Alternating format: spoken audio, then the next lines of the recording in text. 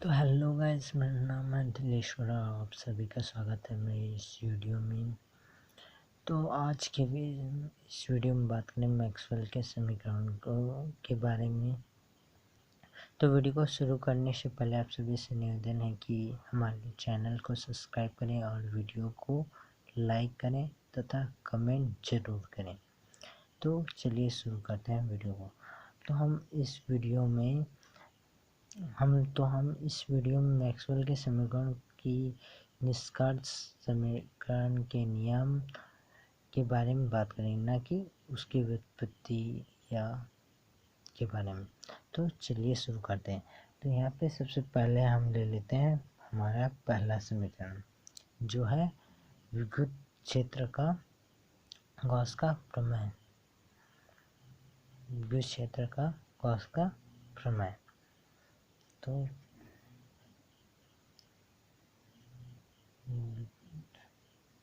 क्षेत्र का गॉस का प्रमेय।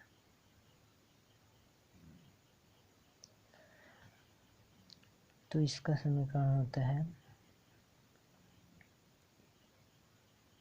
ये इक्वल टू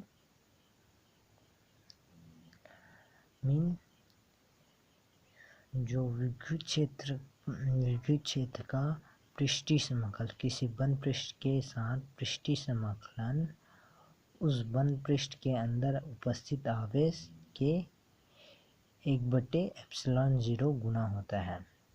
यह है विद्युत क्षेत्र का गॉस का प्रमेय का नियम। तथा हमें इससे यह निष्कर्ष निकालते हैं कि विद्युत क्षेत्र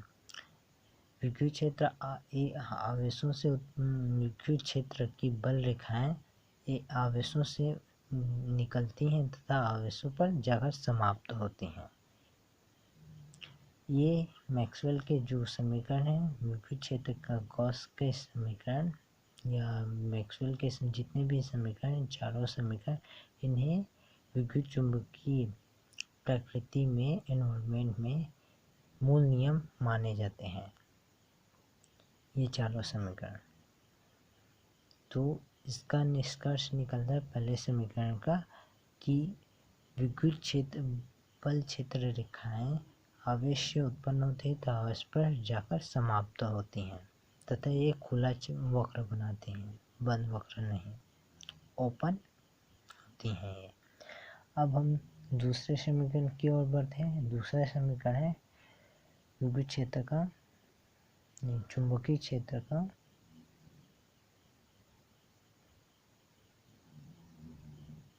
का गॉस का प्रमेय।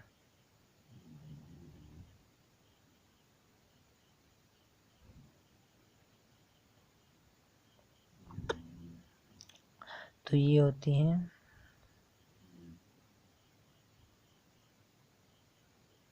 जीरो, अर्थात जो चुंबकीय फ्लक्स होती हैं, चुंबकीय किसी बंद पृष्ठ का चुंबकीय फ्लक्स वो 0 होती है।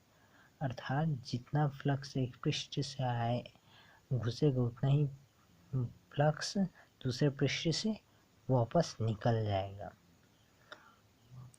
इसे इस तरीके से भी बोला जा सकता है कि चुंबकीय क्षेत्र किसी बंद पृष्ठ का चुंबकीय क्षेत्र के साथ पृष्ठीय समाकलन करने पर उसका मान सदैव 0 होता है।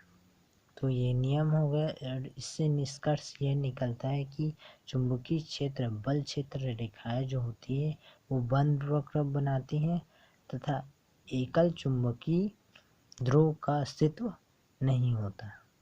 अर्थात जब भी हम मैग्नेट को देखें तो उसके 2 ध्रुव होते हैं, नॉर्थ और साउथ, चाहे वो मैग्नेट कितना ही छोटा क्यों ना हो, चाहे वो कृत्रिम हो चाहे वो प्राकृतिक, उसके 2 छोर होते हैं, एक नॉर्थ एक साउथ।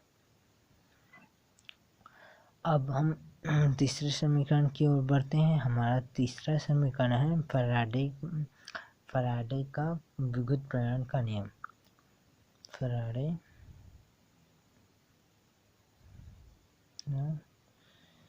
विद्युत प्रेरण का नियम।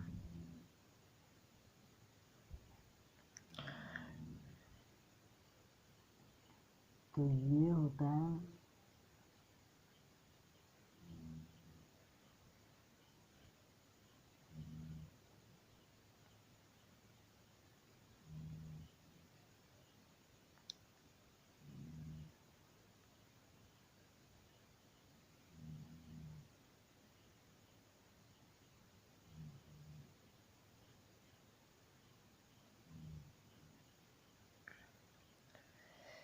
अर्थात विद्युत क्षेत्र का रेखीय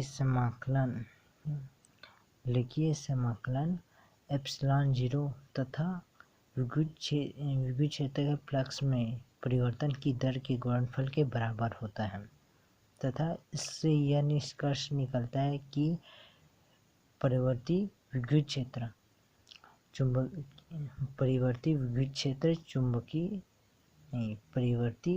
चुंबकीय क्षेत्र विद्युत क्षेत्र उत्पन्न करता है। इससे मैक्सवेल के तीसरे समीकरण या फैराडे के विद्युत प्रेरण के नियम से यह निष्कर्ष निकलता है।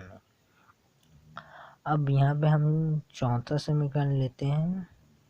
यह एम्पियर का नियम या एम्पियर का परिपति नियम। एम्पियर का नियम तो इसमें मैक्सवेल ने सुधार किया था तथा बाद में विस्थापन धारा को जोड़ा था।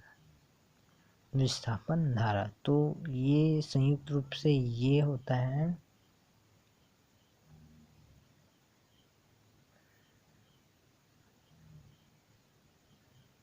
एक ही समाकलन चुंबकीय क्षेत्र का बंद वक्र के अनुरूप रेखीय समाकलन 0I plus epsilon 0 mu 0 del b phi e on del T.